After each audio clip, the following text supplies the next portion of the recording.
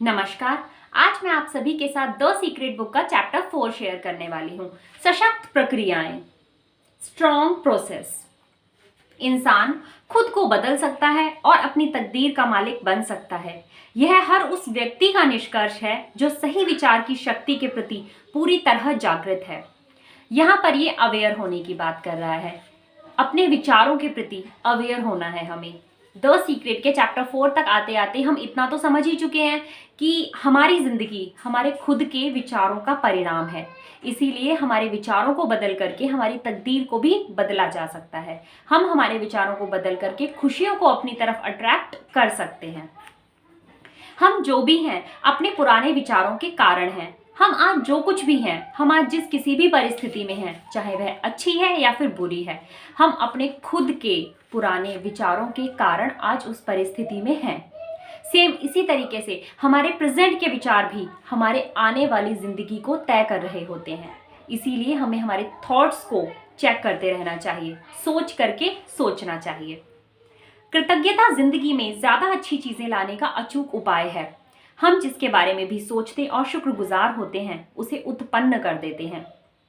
कृतज्ञता, ग्रेटफुल होना सचमुच में बहुत ही ज्यादा चमत्कारी तरीके से काम करता है। जब भी हम उन चीज़ों के प्रति ग्रेटफुल होते हैं जो हमारे पास ऑलरेडी हैं, तो हम उन चीज़ों को अपनी तरफ अट्रैक्ट करने लगते हैं जिन्हें हम चाहते हैं। मान लीजिए मेरे पास एक पुराना फ़ोन है और एक मुझे न्यू फ़ोन चाहिए, तो मुझे अपने उस पुराने वाले फ़ोन के प्रति भी ग्रेटफुल होना होगा। जब मैं अपने उस पुराने वाले फ़ोन के प्रति भी ग्रेटफुल होना शुरू कर दूंगी तो उस नए वाले फ़ोन को मैं अपने आप ही अट्रैक्ट करने लगूंगी। और हम ज़्यादातर क्या करते हैं, हम अपनी पुरानी चीज़ों के प्रति हमेशा गलत चीज़ें बोलते हैं, नेगेटिव चीज़ें बोलते हैं। हम हमेशा ये बोलते हैं ये तो अब कबाड़ा हो गया है, बेकार है, ख़राब है, बहुत बेकार है, इसको तो फेंकने का मन करता है। बहुत गलत चीज़ें हम अपनी पुरानी चीज़ों के लिए बोलते हैं। तो हमें ये चीज़ नहीं करनी है। हमें अगर कोई नई चीज़ चाहिए तो हमें अपनी पुरानी चीज़ के प्रति भी ग्रेटफुल होना है, क्योंकि वो पुरानी चीज़ भी एक वक्त पर नई थी और उसने कुछ महीनों तक या कुछ सालों तक उस चीज़ ने भी हमारा साथ दिया है। इसलिए हमें उस चीज़ के प्रति भी ग्रेटफुल होना चाहिए। जब हम उस पुरानी चीज़ के प्रति भी ग्रेटफुल होंगे तो वो नई वाली चीज़ को हम ऑटोमेटिकली अट्रैक्ट कर लेंगे। अपनी जिंदगी की बाकी सारी चीजों को सही क्रम में रखने वाले कई लोग कृतज्ञता की कमी के कारण गरीब बने रहते हैं। आपने भी अपनी लाइफ में ऐसे कुछ लोगों को देखा होगा जिन्होंने अपनी लाइफ को काफी अच्छे से मैनेज किया हुआ है, लेकिन फिर भी वो अपने जीवन के किसी ना किसी क्षेत्र में गरीब हैं।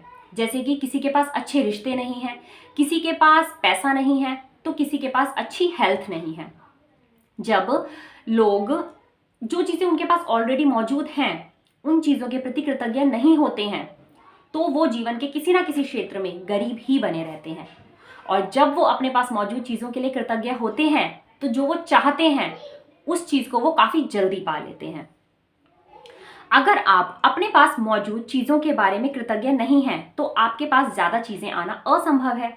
ईर्ष्या, द्वेष, असंतुष्टि या पर्याप्त नहीं की भावनाएं आपको वह नहीं दिला सकती जो आप चाहते हैं। अगर आप ग्रेटफुल नहीं है, आप सिर्फ उन्हीं चीज़ों पर फोकस किए जा रहे हैं जो आपके पास नहीं है, आप उन चीज़ों पर फोकस ही नहीं कर रहे हैं जो आपके पास ऑलरेडी हैं। आपको अपने पास मौजूद चीज़ों के लिए ग्रेटफुल होना चाहिए, उस पर फोकस डालना चाहिए। जबकि आपके अंदर असंतुष्टि की भावना है, ईर्ष्या है, द्वेष है, तो जब इस तरीके की फीलिंग्स हैं, तो जब इसी तरीके की फीलिंग्स को आप यूनिवर्स में भेज रहे हैं तो यही वाली फीलिंग्स आपके पास वापस आएंगी। इसी तरीके की फीलिंग्स को ही आप अट्रैक्ट करते रहेंगे। कृतज्ञता का दैनिक अभ्यास वह नहर है जिससे आपकी दौलत आप तक आएगी। हमें ग्रेटफुल होने की प्रैक्टिस करनी है। सुबह जैसे ही हमारी नींद खुले हमें आज के इस खूबसूरत दिन के लिए धन्यवाद कहना है। हमें अपनी सांसों के लिए धन्यवाद कहना है। जैसे ही हम कुछ कदम चल करके जाएं, अपने चलते हुए कदमों के लिए धन्यवाद कहना है। चाय पी रहे हैं, पानी पी रहे हैं, उसके लिए धन्यवाद कहना है। अपने खाने के लिए धन्यवाद कहना है। हर चीज़ के लिए धन्यवाद कहना है। दिन में जब समय मिल जाए तब हमें धन्यवाद कह देना चाहिए। कृतज्ञता का नजरिया रखना बहुत महत्वपूर्ण है। हम चाहे किसी भी परिस्थिति में क्यों ना हो, लेकिन हमें ग्रेटफुल होने की आदत डाल लेनी चाहिए, क्योंकि चाहे कितनी भी बुरी परिस्थिति क्यों ना हो, कुछ ना कुछ अच्छा ज़रूर होता है हमारे पास ग्रेटफुल होने के लिए। और भी कुछ नहीं तो अपनी सांसों के लिए, अपने शरीर के लिए तो हम ग्रेटफुल हो ही सकते हैं। जब आप ग्रेटफुल होने बैठेंगे ना तो अनगिनत चीज़ें मिल जाएंगी आपको ग्रेटफुल होने के लिए। मानसिक तस्वीर देखने की सशक्त प्रक्रिया, विजुअलाइजेशन। प्रबल मानसिक तस्वीर देखते समय आप उस सशक्त फ्रीक्वेंसी को ब्रह्मांड में भेजते हैं। आकर्षण का नियम इस सशक्त संकेत को पकड़ लेगा और उन तस्वीरों में दिखने वाली चीजों को उसी रूप में आप तक पहुंचा देगा जिस रूप में आपने उन्हें अपने दिमाग में देखा था।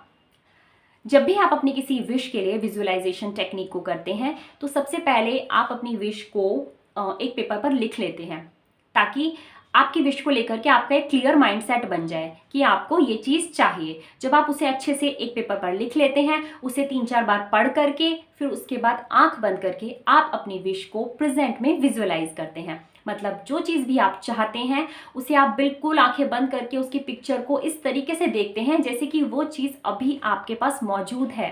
प्रेजेंट में आप उस चीज़ को फील करते हैं और जब आप ऐसा करते हैं तो आप यूनिवर्स में इसी वाली फ्रिक्वेंसी को भेज रहे होते हैं और फिर यूनिवर्स आप तक उस चीज़ को पहुंचा देता है जो आपने विजुअलाइज करा था या जो आप चाहते हैं।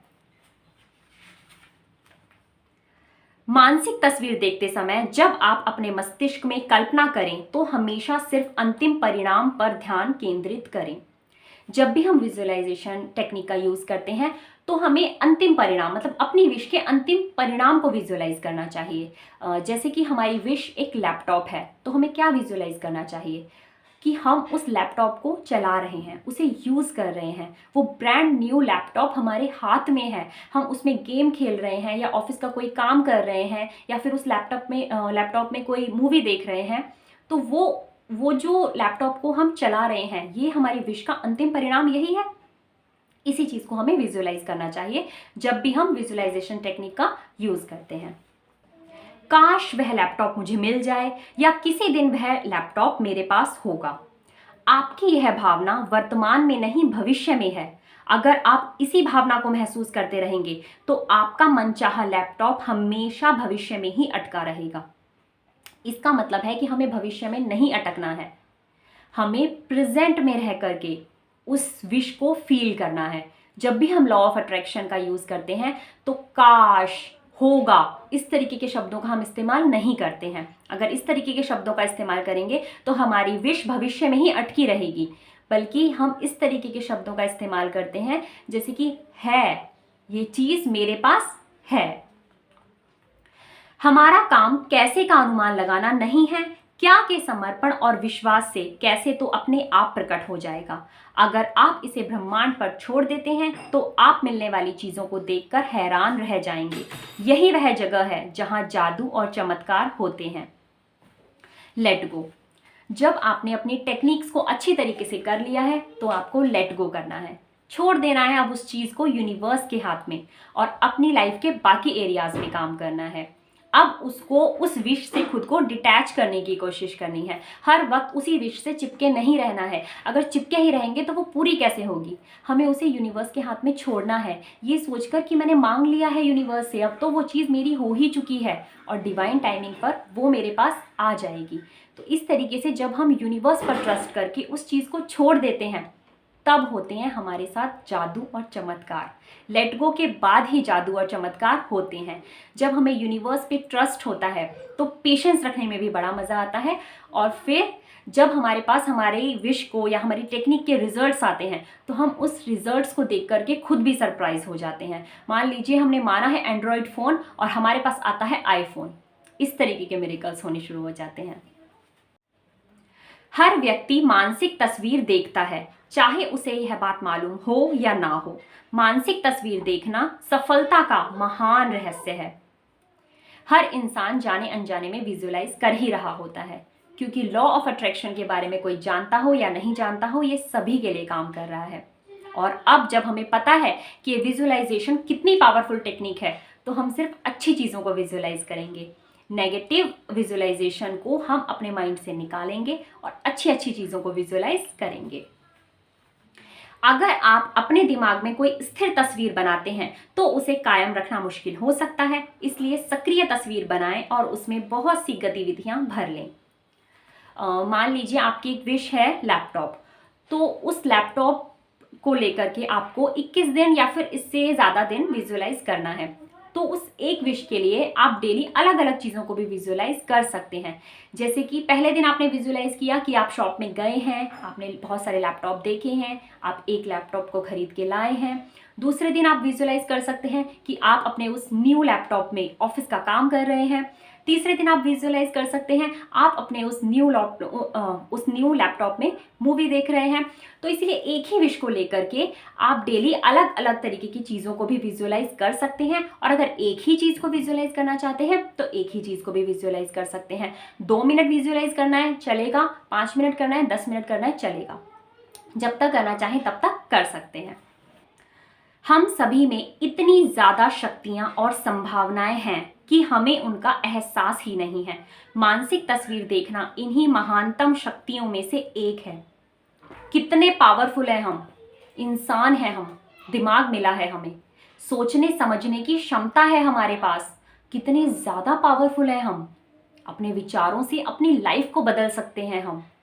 एहसास होना चाहिए हमें अपनी इस पावर का।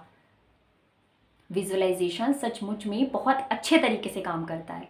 अगर आप सही तरीके से इसका इस्तेमाल करते हैं तो ये आपके लिए सही तरीके से ही काम करता है। आप बड़ी से बड़ी अच्छी से अच्छी चीज़ों को विजुअलाइज कीजिए, ये तो आपके हाथ में है। आप जब भी विजुअलाइजेशन करें, अपनी किसी भी विश के लिए विजुअलाइजेशन टेक्निक का यूज़ करें तो बड़ी से बड़ी अच्छी से अच्छी चीज़ों को विजुअलाइज करें। बाकी जैसी ईश्वर की मर्जी, जो चीज़ हमारे हाथ में है वो तो हम कर सकते हैं।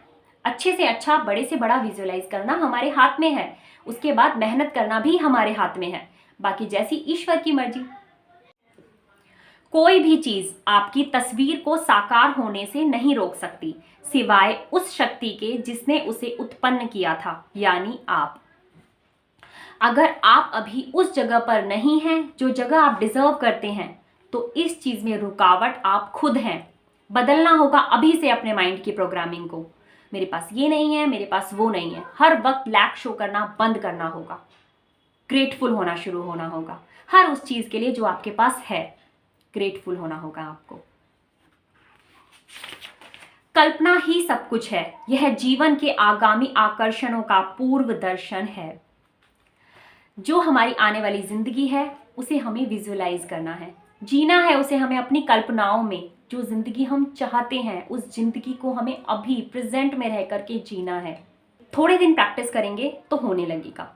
शुरुआत में एकदम से नहीं हो पाता है। शुरुआत में जब आप सबसे पहले विजुअलाइजेशन टेक्निक का यूज़ करना शुरू करते हैं तो स्टार्टिंग में फोकस नहीं हो पाता है, फील भी नहीं हो पाता है, माइंड में पिक्चर भी क्लियर नहीं हो पाती है। लेकिन थोड़े दिन की प्रैक्टिस के बाद होने लगेगा। जैसे ही आप 5 दिन, 10 दिन, 15 दिन धीरे धीरे करके डेली इस प्रैक्टिस को करते रहेंगे ना, तो धीरे धीरे करके होने लगेगा और बहुत ही अच्छे से होने लगेगा। एक दिन आप मास्टर बन जाएंगे विजुअलाइजेशन के। और जिस चीज़ को आप विजुअलाइज करेंगे वो चीज़ अगले ही कुछ पलों में, कुछ दिनों में या कुछ महीनों में आपके सामने आ जाएगी।